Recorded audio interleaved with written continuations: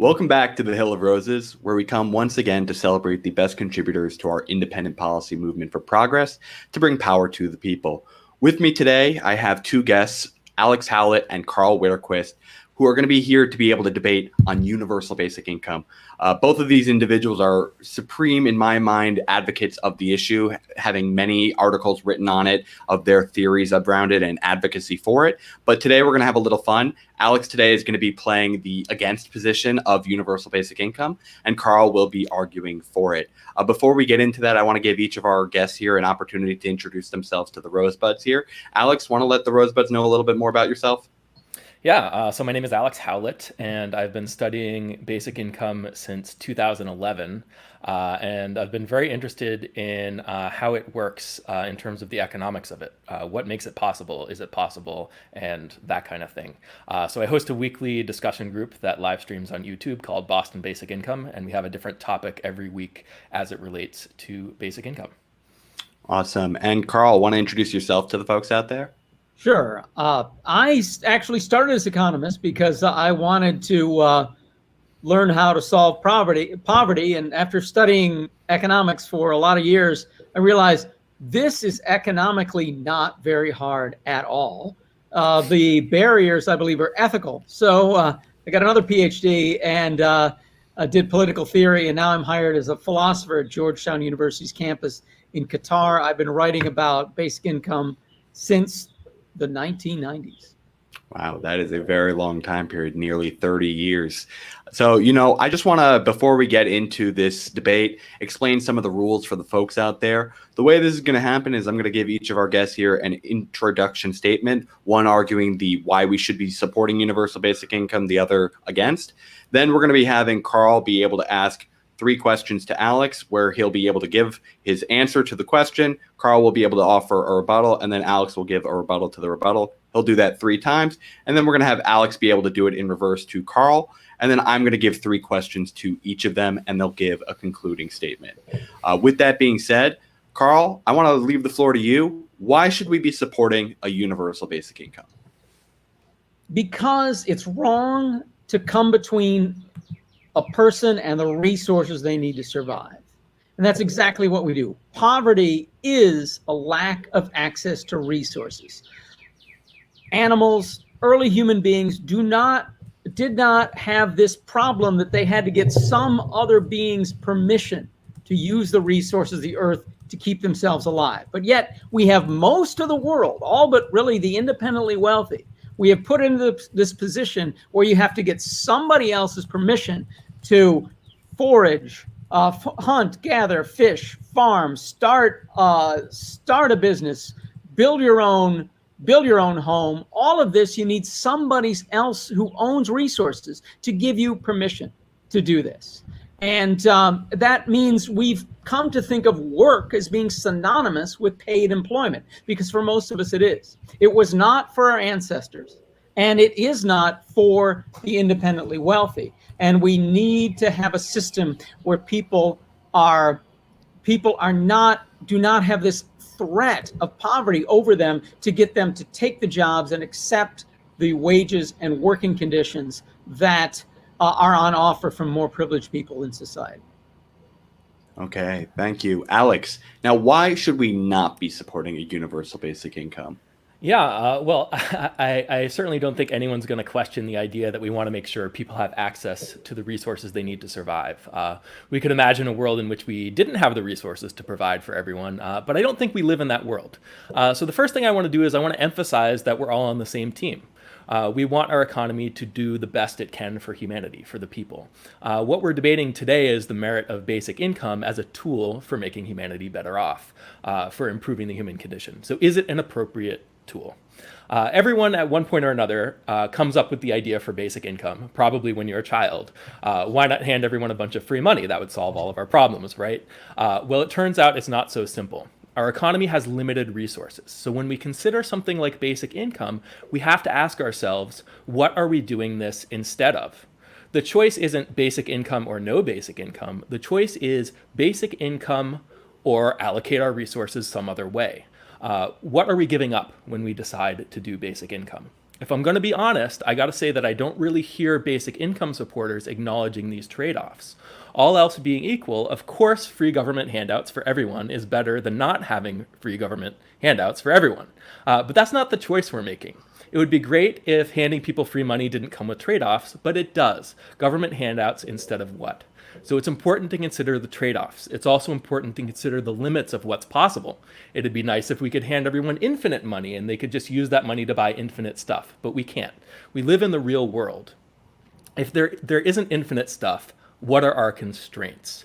We have to acknowledge that we have limited resources. Once we've acknowledged that reality, we have to make some tough decisions about how we want to allocate those resources. By handing people money indiscriminately, we're basically just asking the market to solve our problems for us. We're saying, here, take this money, you figure it out. Basic income is an incredibly lazy way to try to solve all of our economy's problems, all of our society's problems. I think we can be smarter and more effective than just throwing our hands up in the air and letting the market deal with our problems. If we tried to do that, we'd really just be shirking our responsibilities. We can spend all day moralizing about how people deserve this or that, but show me that it's possible. Show me that it will actually make people better off. Okay, and thank you, Alex, for that answer on why you are against. Carl, I want to lead you to be able to give your first question to Alex to be able to respond on why he's opposed and why you think he should be for it. Okay. Well, it is certainly possible. The poverty gap in the United States and in most other industrialized countries, the amount that is actually needed to bring everyone who's below poverty up to the poverty line is not a huge amount of money. I've estimated that the net cost of a poverty line basic income would be about 2.95% of the US GDP, which is about $539 billion using 2015 figures. Now, when you say you'd love to do that, but there are other more important things to do, what is more important in the world today, in the United States today, than spending 2.5% of GDP to eliminate the threat of poverty and economic destitution from every man, woman, and child? Alex, the floor is yours. Yeah, well, I mean, what is more important? We're currently facing a global pandemic, right? And we have limited resources to be able to fight this thing. And there's plenty of work that we could put people to work doing to help. We can put people to work making masks, to kind of protect themselves from the pandemic. We have lives at stake here, and we don't need to have a world in which there's poverty, but we can pay people to do things that are actually necessary for human survival right now. So then people aren't poor and they're also not dying of coronavirus. So I think that's a really important thing that is kind of overlooked. And there's hospitals that are on the brink of bankruptcy right now, and there's something very wrong with the way we have set up our economy. If this isn't a time when the healthcare system isn't making money hand over fist. I'm not sure. The healthcare system making money hand over fist is an important goal for any society. Most societies don't use the profit mechanism in the allocation of healthcare, and they find that they actually have healthier people and spend less on their healthcare. Now, well, you said a lot there. I could rebut this all afternoon. So, but when you want to say, well, we're going to get everyone to work, we've just asked tens of millions of people to stay home, and then we have asked tens of millions of other essential workers to keep working. Yet many of the essential workers are living in poverty. And we have very difficult mechanisms to support these people that we've asked to stay home. What basic income can do is to provide both a cushion, and it can be, if it's high enough, it can be above poverty level cushion for all these people we've asked to stay home during the coronavirus outbreak. And it can provide a bonus for all these people that we're asking to keep working because they are essential workers. I think what you're not looking at, Alex, is that, yes, the money has to come from somewhere. There are only so many resources in the world, but yet our economy has doubled in size in less than 50 years, and almost all of the benefit from that doubling has gone to the top 1%. They can certainly take less. They can take 3% less of GDP, or even 10% less of GDP, which is going to that group. They can have 10% less while the rest of us cure poverty and then some. So, Alex, Do I have a counter rebuttal? Yeah, you may have a final counter rebuttal before we go to the second question. Yeah, I mean, like, if you're gonna raise money, we do have resources we can allocate. The question is, what's the most efficient way to allocate those resources? So, do we want to leave it up to the market, or does the government have a role here in maybe allocating resources more efficiently? So, if you're just throwing money to consumers, they're spending their money on essential things, non-essential things, that kind of stuff, and that's fine. You know, people do need to be able to spend money, but if the government is spending the money directly to pay for essential things, you know, essential work that needs doing right now that's not being done. So maybe people aren't in their non-essential jobs anymore, but there's plenty of essential work that needs doing. If we can do that, we get the bonus of being able to respond to this crisis in a more structured, more intentional way. Okay, Carl, your second question for Alex. Okay, now, Alex, I want you to face reality here, is that either you want to cure poverty, you want to eliminate poverty, or you don't.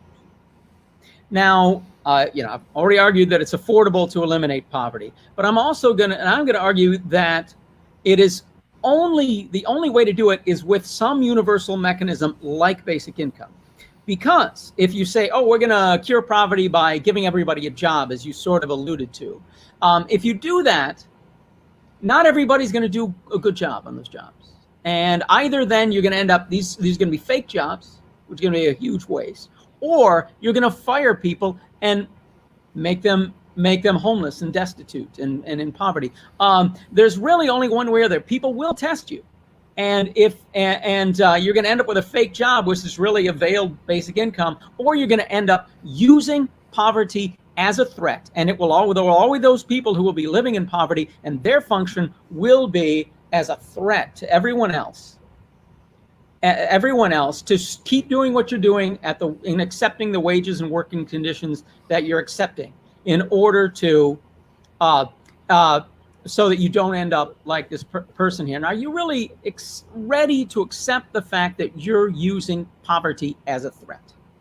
Yeah, I mean, basically, what you call a threat, I call an incentive, right? Mm-hmm. So I don't want anyone to be poor. But, you know, if we just gave everyone enough money to be rich and buy all the stuff, you know, the economy can produce, who's going to produce the stuff, right? So, you know, to some extent, you know, maybe there are some people who can't work, some people who are disabled who would not do a good job, or, you know, stuff like that. It's really complicated. And, you know, we don't want to let those people starve. We don't want to let those people be poor. But we also want to maximize what we're getting out of other people right now. Like you were saying, the economy is largely shut down right now. And there are essential things that we need. And we need to be smart about how we're allocating our resources. And I think just giving everyone blanket money, if you do that, you're going to end up in a situation where people who could be contributing useful labor are not contributing useful labor. Well, that is certainly true. However, it's certainly true that not everyone will contribute. I'm not sure that the threat of poverty is the best work incentive to get people to actually do contribute their best, because we put people in a situation where they're so desperate to make a living that they can't actually build their lives into a better, more fulfilling, and ultimately more valuable career. And I think what you're saying is an example of the self-serving paternalism that is so rampant in our societies. We think we know better than the less advantaged. We think we've already given them a fair shake, and that and that if they won't contribute, it's because they're bad people. But there's always two sides to every story. There are wages and working conditions being offered by privileged people to people who have very little. And we like to tell ourselves, if anybody won't take those jobs, those are lazy workers and they should be punished with poverty and homelessness. But actually, do you ever think maybe we have cheap owners of the means of production? Maybe they're just cheap and they're not paying enough. The idea is that everybody has needs. Every human being has needs for food, shelter, and clothing. We make sure those needs are met, and that gives an incentive for the people at the top, the people who are already privileged in our societies, to have good pay and good working conditions to get people to work without being so paternalistic.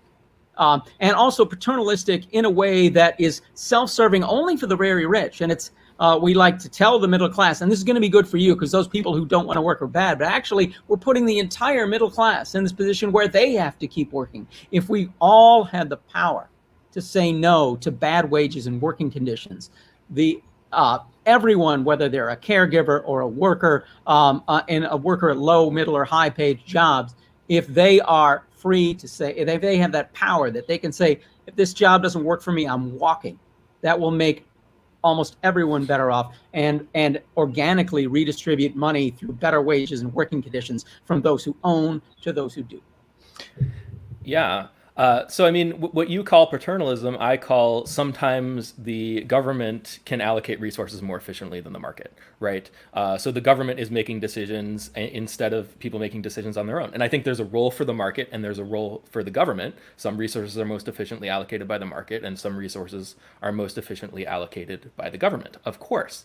But right now, as our economy is shut down, we're largely shut down. We're kind of shutting down that kind of optional part of, like, consumers just going out and buying random stuff, right? And we have very specific things we need to do. It's not as complicated as it usually is when we're deciding where we want to allocate the government's resources or whether we want to leave things up to the market. There are specific things we know the government needs to do now, and we can put our resources into that. And when we have a basic income, there, like I was saying before, there's a trade-off there. Are we leaving resource allocation up to the market, or are we keeping it for the government? And if the more basic income you have, the more you're leaving the resource allocation up to the market. Very interesting. Through the second question, this has turned into almost like a federal jobs guarantee debate today. But Carl, I want to give you your third question now for Alex. There are other anti-UBI positions. Yeah. Sorry. Carl, your third question? Okay, we're more than halfway through. If we're going to get time for his question, maybe we should only do two. I don't know if we're going to. That's fair. If you want to go shorten it to two, Alex, I'm going to give you the floor then to be able to ask Carl your first question.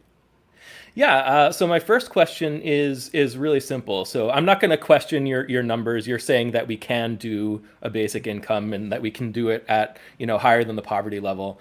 So my question is, why is that better than doing something else with our money? Why is it better than the trade-off of, say, not giving money to rich people, giving money to, putting our resources more towards the people who need it, and giving people more freedom and more, kind of autonomy by kind of directing our resources more to where the need is?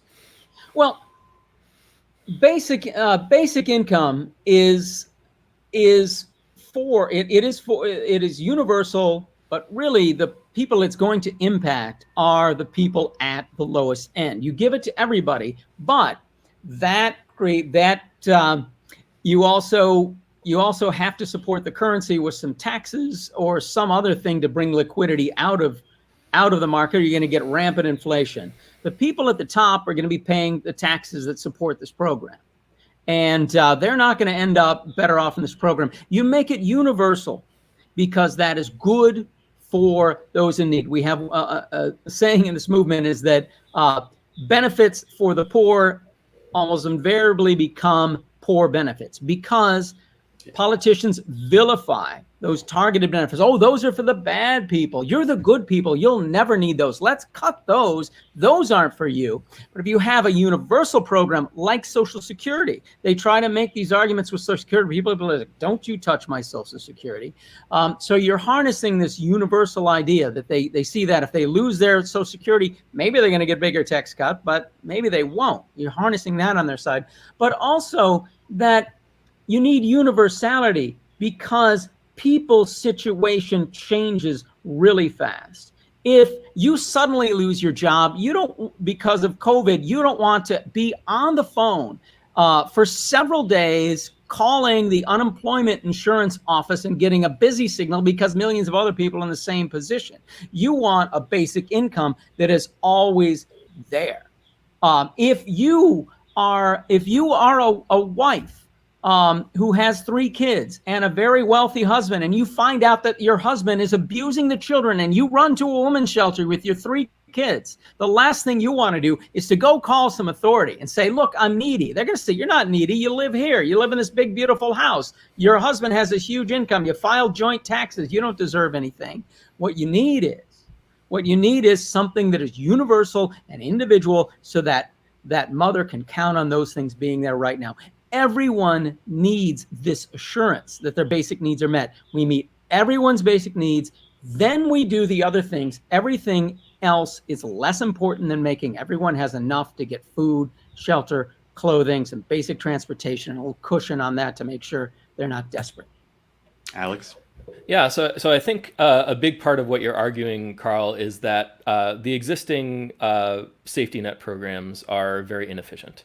And I agree with that. Yeah, and that it's difficult for people to kind of navigate those systems and apply for benefits and that kind of thing. And people need the benefits now and all of that. And I don't think anyone would disagree with that. I think the leap that you're making is the idea that we should just kind of give up on these things and just throw money out there at everyone, rather than working on improving these systems, making them more efficient. Like, there's a lot of government bureaucracy that could be automated and digitized, and a lot of these processes could be made a lot simpler. And we're actually seeing, this kind of came up during the COVID-19 pandemic. We noticed all these inefficiencies in like the unemployment system and stuff, and it's kind of motivated people very quickly to work on making them more efficient. So what's Do you just feel like there's no possible way that we could get it efficient enough that you'd really want to give up on it and just have basic income instead? Well, it is. It's not that I'm giving up on targeting, but it's just because of these little inefficiencies it has. I am not interested in targeting because it's not necessary. It doesn't save any money whatsoever. Liz Fuchsman has a proof that shows that you can get the same after-tax income and the same marginal incentives for everyone with a universal program like basic income as you can with an otherwise similar targeted program. So saving money is no reason to have targeted programs. Now targeted programs, if you want to make disadvantaged people do stuff, then you use targeted programs, but that adds cost, and that adds cost to the program, and it creates errors where you're leaving people out that actually meet your category, and you're including people that don't meet your category, and always trying to weed those out are just bad ideas. And we need to realize that the most important thing that any society can do is to make sure everybody's needs are met. Meet all of those things first with universality. And then if you want to get people to do stuff, instead of using the threat of poverty for an incentive, giving them a positive incentive. The incentive should be good wages, good working conditions. That's how you get people to do stuff that you want them to do. So, Alex, what is your final question for Carl before we go to mine and then conclude? Yeah, so my final question is that you talk a lot about people's needs getting met. And my question is, where do you draw the line between what's a need and what's not a need? And then, the government, of course, is representing the interests of the people. The government is, a lot of government infrastructure and services are providing for people's needs. Is it worth sacrificing some of that in order to have more basic income or something like that? Like, how do you think about the trade-offs of basic income? How do you think about what we're sacrificing, and when is it worth it? What's the limit? Well, I think what you're missing out really in the rather than answer that question, attack the basis of your question, because what you're missing out is that basic income is basic. We're not talking about complete egalitarianism where everybody gets the same pay whether you work or not. And we just rely on everybody. Hopefully they'll want to contribute and they'll feel like contributing. That's actually not most people's view of socialism either. But that's not basic income. It is a basic level to meet a measured idea of what people really need. And that can be done with a small portion of our economic output. Everything, and that is really what's most important. I mean, it's most important is that everyone gets their basic needs met. And that's why some of these things are met by existing, well, we try to meet them with existing mechanisms. We also need universal education, universal health care given as in-kind benefits. With these things and a good transportation system and a basic income, you have the infrastructure and the base and the things necessary to make sure everybody's basic needs are met.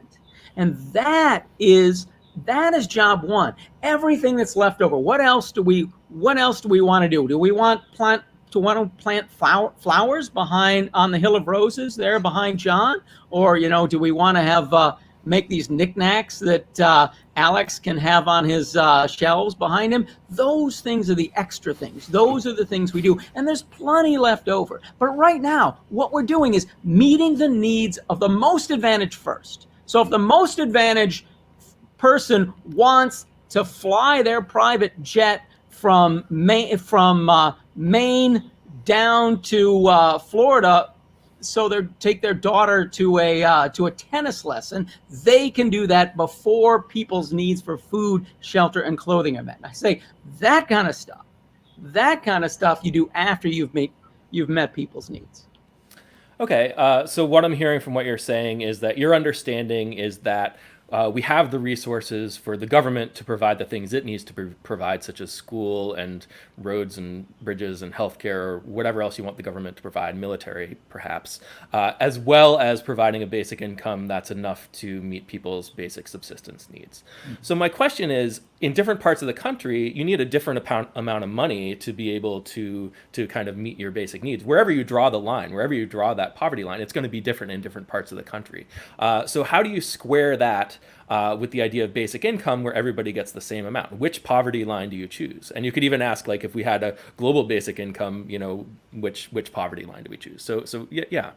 Yeah, and I think that's a good question, and that I think is well, it's a non-fundamental criticism. That's like, how do we do it? But it is a real problem that basic income has, is that if you set basic income so that everybody can afford food, shelter, and clothing in the most expensive zip code in Manhattan, well then that's going to be a lot in the cheapest zip code in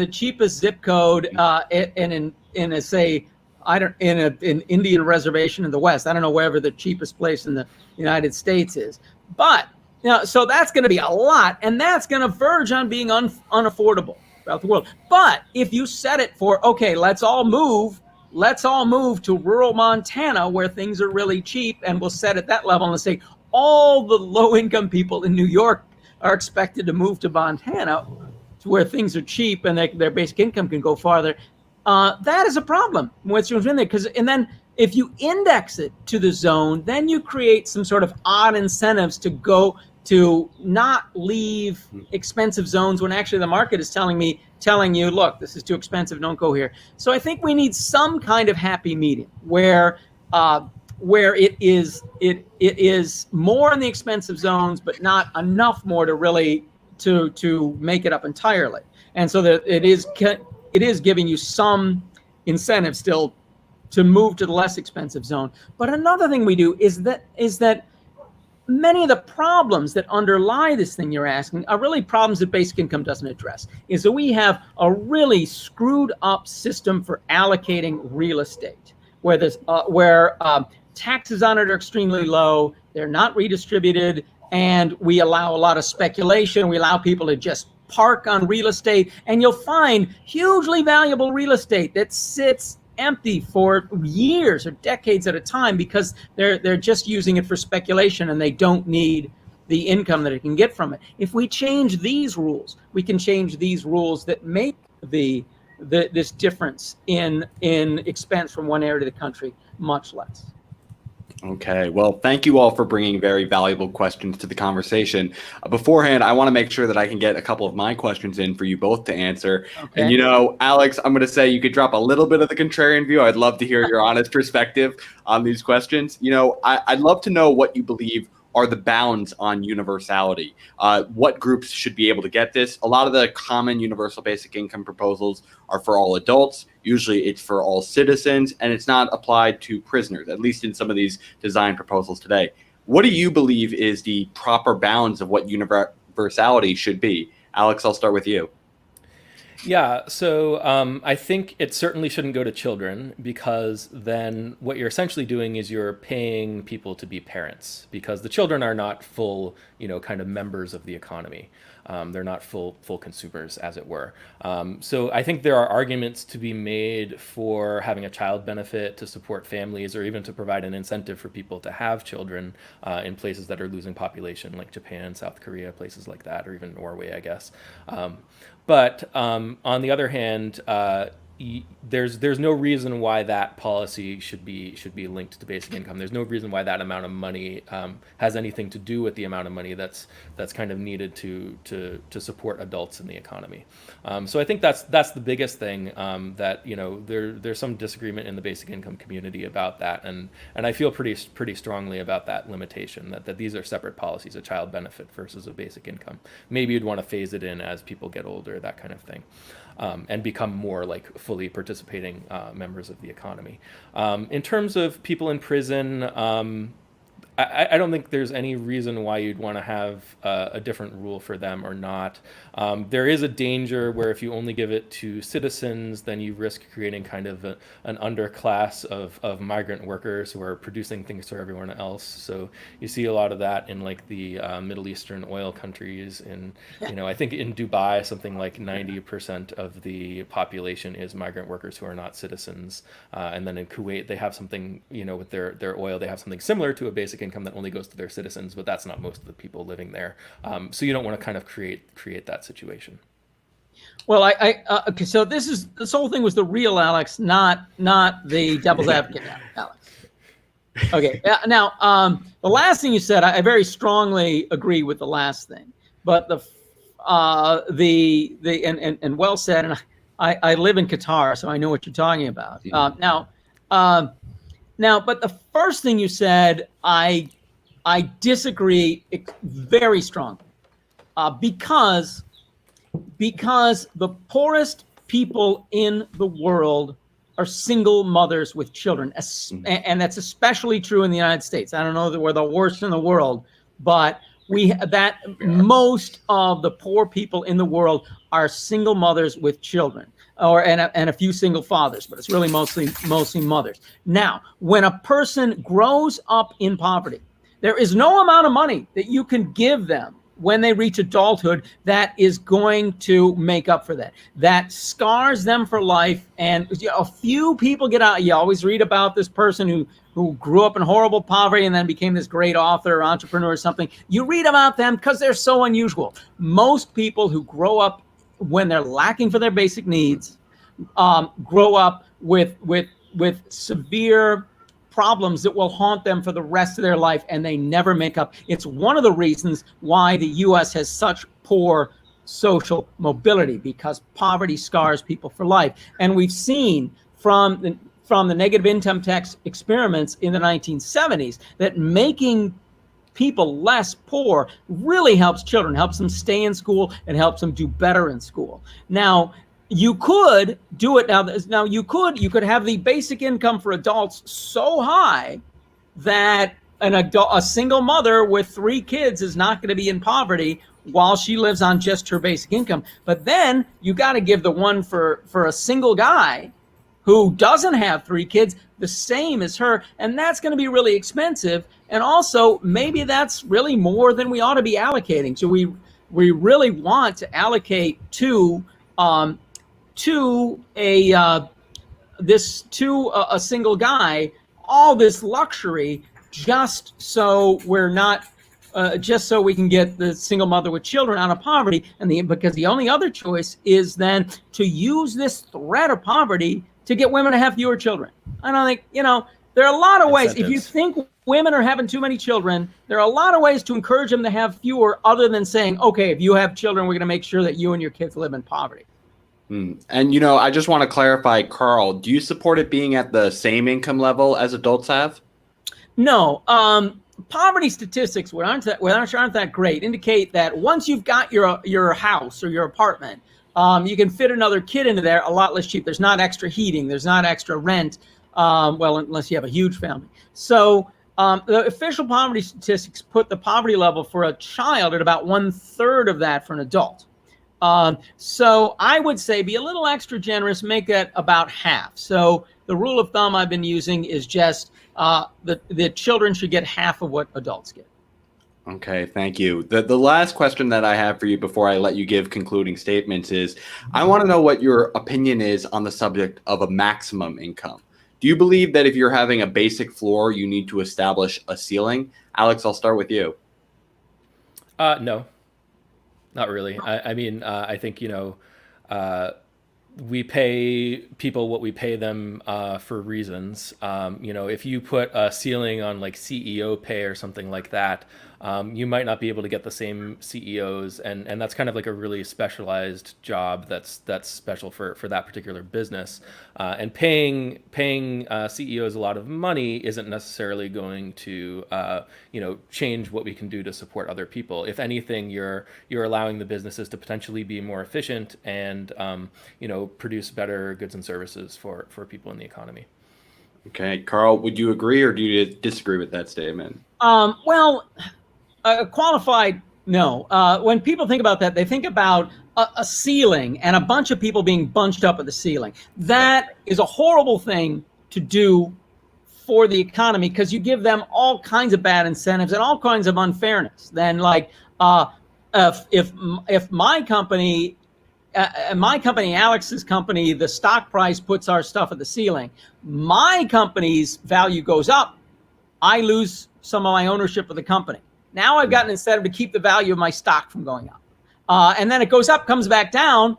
I've still lost part of that ownership because it was taken away from me. I've got to work to get back just to catch up with Alex, whose stock price just happened to be stable. However, so in those reasons, it shouldn't be a ceiling. However, what we have is this peak, and we have this peak that is enormously unequal. Where I looked at do you realize the king of Bahrain, if Bahrain was part of the United States, he would not be one of the top 50 largest private landowners in the United States. He would not make it in the top 50. And this guy controls trillions of dollars in oil wealth because his land just happens to have really valuable stuff and he doesn't have to pay any taxes. So we have 50 kings of Bahrain. Or more than 50. And so just here in the United States. And so what we need to do is to make the peak lower. We need policies that are going to make the peak lower. And the person at the peak shouldn't have to fear that if theirs goes up a bit, they're going to have a whole bunch of new taxes. But we can do a lot of things that are going to make the peak of income lower and compress incomes. And that really needs to be done, because having people with that much power over the resources of the earth, and when you have over $100 billion like Jeff Bezos does, you command a lot of the power of the resources of America. And having that creates all sorts of environmental problems, and it creates a system where we're all working for Jeff Bezos to fulfill his whims in just to get resources for ourselves to survive, because he controls all of it. Okay, well, thank you for answering my questions. I want to now turn to the concluding statements. And in that, I also want to include that you can each have some plugs within it, because I know we are a little pressed on time. So, Alex, I want to let you have your concluding statement. Let's put the contrarian hat back on for a moment. Why do you think people should not be having a basic income? And then what do you want to plug that's on your basic income advocacy? Okay. I definitely think it should be possible to have a system where everyone has the resources to survive. The question is whether basic income is the feature of the system that makes that happen. Can basic income make it happen? Is basic income the best way to make it happen?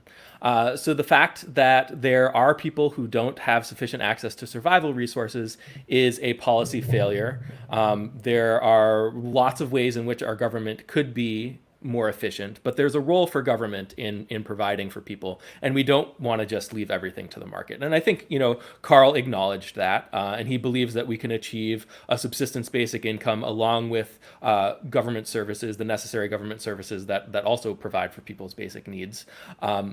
So I think what basic income supporters, or especially people who are kind of coming at it from Carl's perspective, have to do is they have to justify that, or they have to substantiate that to the basic income skeptics, and they have to be able to show that this is not only doable, but that it's more optimal than providing people with their basic needs in a more controlled, more directed way. So yeah, I mean, you have to basically argue that the market is more efficient at providing certain things than the government is. So that's kind of like what you have to prove. You could So there's a lot of moral arguments about basic income, and Carl at the beginning kind of mentioned that he started as an economist and then he realized that the biggest thing was the ethical stuff. And I think you can create the most compelling arguments about how someone deserves something. We could spin this a whole philosophical thing about how everyone deserves a unicorn, how it's the right thing to give everyone a unicorn. Maybe we even have a story about how hundreds of years ago everyone used to ride around on unicorns until mean people took the unicorns away or something like that. That doesn't help us in the real world situation of today. We simply can't give everyone a unicorn. You've been reading Michael Munger? I don't know who that is. It's a guy who he's a libertarian who talks about unicorns in much the way you are. Maybe I should read him then. Yeah, I was just trying to think of something, and unicorn was the thing that popped into my head. It's the free pony example. Yeah.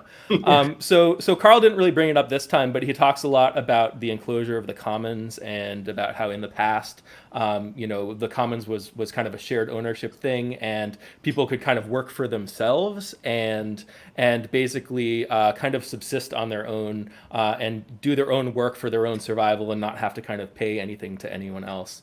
I know he didn't bring it up this time, but I would challenge that idea. I think humans are by nature interdependent, and we are not born knowing how to survive. There's cultural learning, and there's cooperation, and there's trade. And even if you had a time in the past where the commons was more open, the fact that we enclosed the commons and we industrialized and we became more efficient in resource allocation has vastly increased the carrying capacity of the planet.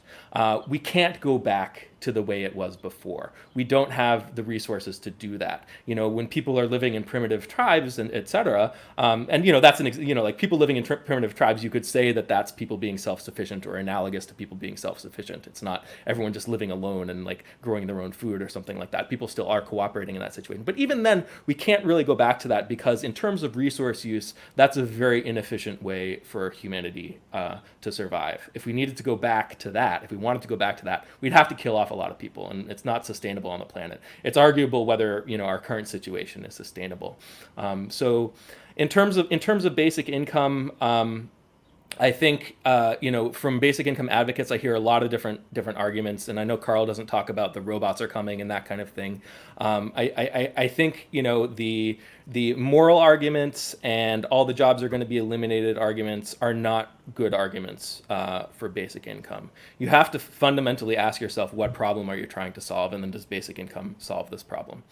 So back into my non-contrarian hat, I think there is a problem that basic income solves. It solves the problem of how to get spending money to consumers. And what we're doing instead of basic income is we have other mechanisms to get money to consumers that are really inefficient. So we create unnecessary jobs and we overstimulate the financial sector. So definitely, if you're interested in the kind of stuff I have to say say, obviously, I am pro basic income. You can check out, I've written a few Medium articles. I have a blog on gresham.org that talks about different aspects of basic income. And our weekly Boston Basic Income discussions are open to the public. You can join via Zoom. We have a Facebook group and we have a meetup group, and they're live streamed on YouTube, so you can watch recordings of all the old ones as well. It's a lot of content, but thanks. Yep. Thank you, Alex. And, that'll be actually coming out soon. He's going right after this to one of those. Yeah. So do check that out. Carl, I want to give you your concluding line now. Why do you think people should be supporting basic income? If you care to respond to his statements on the comments, and then what do you want folks out there to know that you have going on that they should check out? Well, we don't have a system where everybody works for everybody else. We have a system where everybody works for the privileged. And people have always needed each other. They're not self-sufficient people. But people, when the commons was open, people could be self-sufficient for a while, and that gave them enormous power. But also, 6 or 10 people could go out and help each other. And now, if you could have six or 10 people is not enough. You could have 1 million people who are not allowed to go out and help each other as long as they're all poor. If one of them's Jeff Bezos and they want to buy up some island nations, they can do it any way they want because they have money. So we're all working for these people who have money, and the rest of us are not. We need basic income to redress this situation so that it's really a check on everyone else in society. Is that the problem that it solves is not only poverty and destitution and inequality, but the power imbalance between the advantaged and the least advantaged. And you found socialism didn't solve that problem. At least the forms we got in the Soviet Union, in Maoist China, and so forth, was just as Orwell described, it was just a different kind of privileged economy. The ones that have been most successful have been the Nordic countries who've conceded real power to the least advantaged people, and they have not done so as much as they would if they added a basic income. I agreed very much with Alex said about it's a question of part of what basic income is, what's best allocated by the market and what's best allocated by government services. You get basic income needs to work with government services. Mm-hmm. Some things such as education, building a basic infrastructure and healthcare and environmental protection are better done by the government. Other things such as housing, if we have good infrastructure and government regulations for it, housing and the provision of food are done perfectly fine by the market as long as people have money. They're done really poorly by the market if people don't have money. Yeah. So we need this mix of basic income and public services. Now, before I get to plugs, I'd like to say one thing. If you're a basic income supporter, you might not have read as much as Alex and John and I have, but you should always go confidently into a basic income debate, because if you've read even just 2 or 3 books on basic income, you're going to know more than almost any supporter you're going to debate. You're going to actually find, any opponent that you're going to debate. You're going to find almost any opponent has read very little on it. Why would they? They don't really care about it. And as a matter of fact, you get a lot of opponents that don't really understand what basic income is. Yeah. So I just tell you, read 2 or 3 books and just go into your discussions of basic income with confidence. Don't be intimidated by the experts, and don't let the opponents intimidate you. Yeah. You probably know your stuff better than you do, no matter how shy you might be. Now, as for plugs, I write a lot about basic income. You can find my research on my Selected Works website. I don't like academia.edu or ResearchGate very much. From there, I try to just link to the one that I really like, which I don't know why more people don't use, but it's called Selected Works for posting research. It's for posting research. And if you just Google Widerquist Selected Works, you'll find it. Most of my non-academic stuff you'll find on my blog at basicincome.org. My blog is called The Independentarian, which I haven't explained why I called it that, and I don't have time for it. But you just Google Widerquist Independentarian, and it will take you to that, or go to basicincome.org and look around for a Whiterquist blog into Pentarian. So that's it for plugs. I think that answers all the questions. Yeah, it does. And Alex and Carl, I want to thank you so much for being here today to be able to debate on basic income. Alex, we'll have to get you back on so you can talk the side you actually believe on sometime. But I want to thank you both. Yeah, that could be a very interesting experiment potentially. Although I'm actually afraid to like show my face saying the opposite of what I believe. Right. It could be a little nerve-wracking, but if I had maybe an overlay that said "Devil's Advocate." Maybe I'll put it in your display name at the bottom. Yeah, exactly. Yeah. But yeah, thank you guys for tuning in today and being able to participate in this debate. I want to really thank you for that. I think there's a very interesting argument to be had for both sides. I am like you both and advocating for it. I want to hear from the folks that have been watching. Comment down below what you think is the best argument for basic income in your opinion, or against it if you don't believe in it. So thank you again for tuning in. And I just want to let everyone know we'll be here tomorrow as well as Friday at 6:30 p.m. We'll be talking to more congressional candidates that, most likely are going to be supporting basic income, at least by the end of the conversation, if not at the start. But yes, thank you both again. And I hope everyone's staying safe out there. And I hope everyone's staying rosy. Thanks for tuning in.